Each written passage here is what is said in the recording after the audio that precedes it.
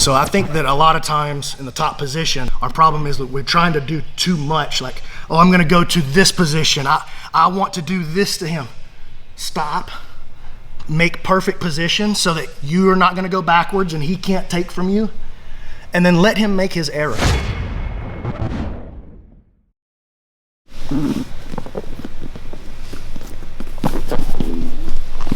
All right, so when you go up, if you go up with the intention of swinging around, you feel like you're almost always gonna fall off, okay? So really, unless I'm drilling or unless I feel during that movement that he just goes, I take it, and then, you know, then really I'm not looking to fall off like we're doing during the flow, all right? What I'm looking to do, and you'll see me do this a lot, fight me just a little bit. I have to get you to fight me, or it's not right. There you go. So look, I'm gonna slide my knee up on this side, and when I throw this leg over, I'm gonna hook his arm. So you're gonna have to defend this arm, Kat. Switch your hands. Yeah, that way. I'm gonna hook this arm with my elbow, and I'm gonna pull myself up, and I'm gonna reach over here, like this. And then once I'm up, like I said, I'm holding my thigh, right there. And then once I'm here, I'm gonna scoop my butt in and then back down. And that puts me right on top of his diaphragm with my hip. I'm not trying to sit up here. This relieves all the pressure. Look, it's a decently stable attacking position. But this is why people think it doesn't work in NOGI, if we're being honest.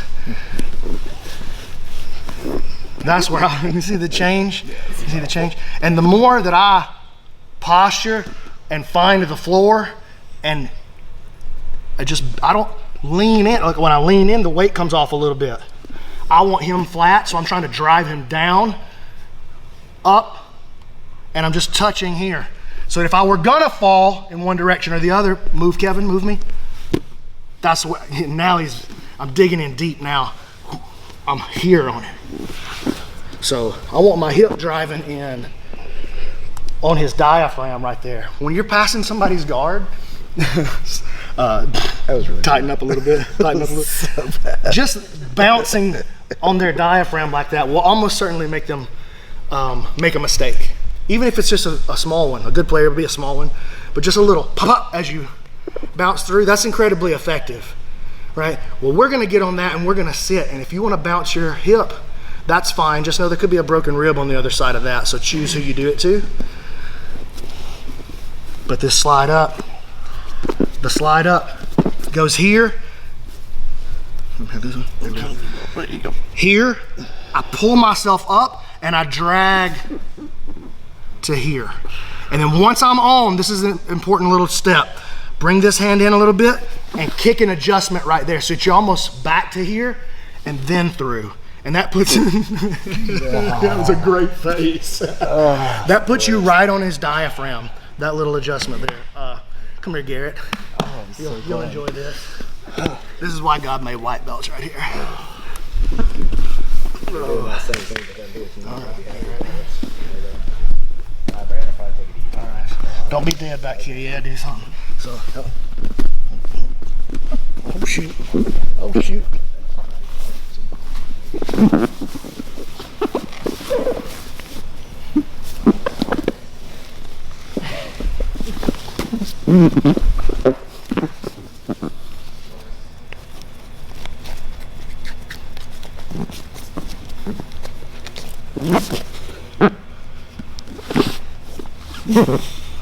That's the spot on.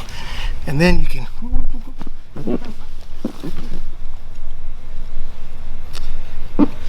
all right, so you see where I'm sitting versus over here, which is a totally different thing.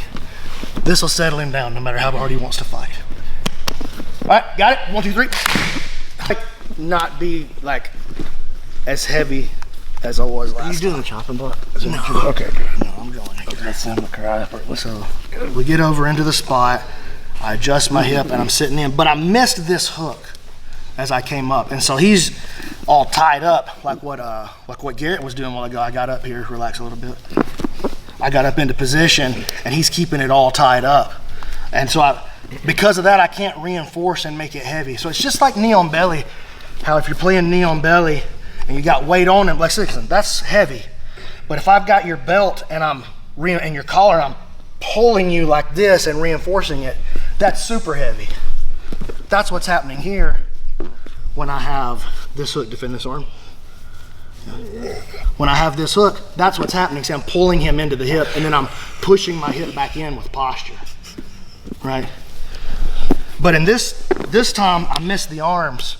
I don't have that hook to reinforce. And so it's binding. I'm keeping his elbows out of position. I don't want him down here. I don't want to be down here in this case because he can hide his elbows there. He's strong there when his elbows are close. I got to make sure that I'm up here in this time. And now I want to peel out this arm. He's going to defend. He knows what's coming. He defends that one. So it makes it hard even for me to get a hook in a meaningful way. And I can't commit my hands too much because he's gonna be bucking around and going crazy too, right? So I'm gonna need my hands to be prepared to base. So now I'm gonna dig in and take this wrist here. So look, a little move back right there to get that wrist, and I bring it up. You'll see that little knee adjustment there. And now I bring it up. And my objective is to put it into my back pocket back here and hug it in tight like a football. And now if he doesn't defend this arm, he just lets me turn it, then I've got a Kimura style position here and here, super tight. Like I'm barely touching him. Right? But as I go to peel that arm out, if he reaches with that other hand to try to save it, like get your other hand involved and try to save this arm, okay. Then he gives me the arm lock on the other side, or he just allows me to keep my weight. I'm not jumping off just because you straightened your arm, dude. I know why you straightened your arm. You want me to do this so that you're alive again. He's all moving and stuff. Not allowed. We don't want him moving. I got him pinned here on his diaphragm. So once I have an arm lock, I'm not coming off for free. If I want to come off one way or the other, I step through it, and then I drive my hip and arch my back here, and I'll break it all the way. All right, we got it. So we're gonna attack the other side now with the arm. Get out of here so I can use somebody that, Sierra, you need a dose of your own medicine. But I don't be letting people do it to me though.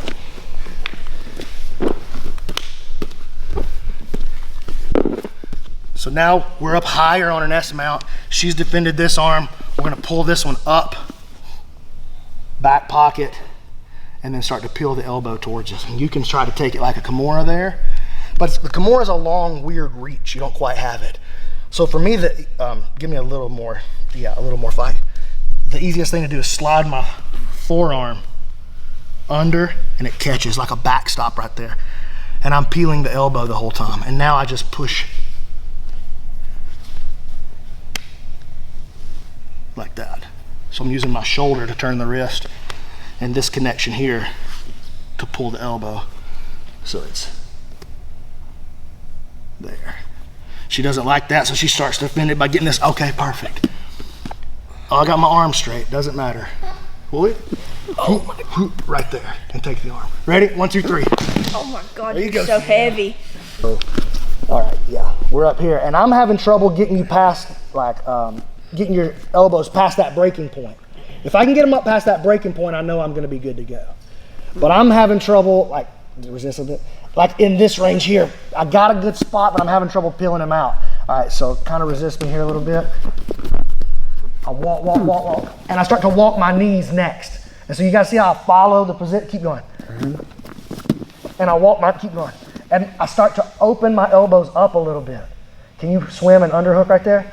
No. Keep going. Let's do it again. All right. So getting from here to the breaking point, right there at the 90-degree mark, involves following with those knees so that you're inching up the battlefield all the time with your center of gravity, right? So it becomes less about being as heavy as possible on him and more about securing land from him as you move forward. And once you take an inch away in that fight, you never give it back. We only go forward. Sorry, dude, you should have never been here.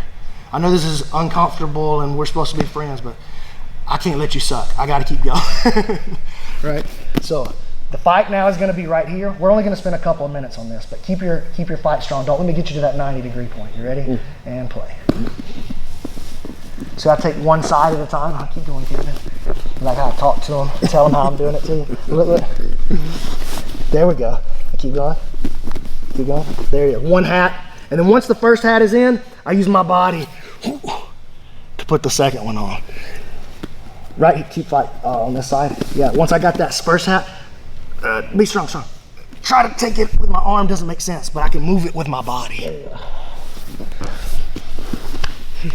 It's a super efficient game for the top player. It just requires a lot of patience, is really the only thing. If you could be, oh man, this is gonna sound dorky, but I'm gonna say it anyway. There's a quote from the Tao Te Ching where Lao Tzu says, "Do you have the patience to sit still until the mud settles so that you can see clearly?" So I think that a lot of times in the top position, our problem is that we're trying to do too much. Like, oh, I'm gonna go to this position. I want to do this to him. Stop. Make perfect position so that you are not gonna go backwards and he can't take from you. And then let him make his error. Jean-Jacques expressed it this way when he was here, when I was a blue belt. I was asking him about how does he pass the guard? I was super bad at passing the guard as a blue belt, like awful. Worse than any blue belt should ever be, right? And what Jean-Jacques taught me was a principle. He didn't show me like one particular pass. He just said that passing is about getting to a position of safety and then waiting for him to make an error. He said, and then you go inch by inch until the next position of safety, and you wait for him to make an error. And he said, you just do that until you're past the guard. So that requires a deeper understanding of the mechanics and the fundamentals of jiu-jitsu in order to do that. But it's actually way simpler than having to have a bunch of stuff memorized. It's like, oh, there's just a couple of ideas. And the number one idea on top to me is patience. So when you're in a spot like this, settle down, give it a chance to breathe. I mean, it's uncomfortable for him, but you're on top, you should be comfortable. Give the thing a chance to breathe a little bit. Where does he like to move? Is he fighting me here? Let him fight. If you're in a position where you're strong, and you're just based on the ground and he's grunting, let him fight. Let him wear himself out a little bit. And then when he goes, just take an inch from him. Like if you listen to Jean-Jacques on the sideline with Eddie, he goes, inch by inch, Eddie Bravo, inch by inch. In that match with Horler, you can hear him on the sideline just telling him, play your game, take an inch at a time. So be still until the mud settles, and then you'll be able to see clearly. All right, let's get some rounds.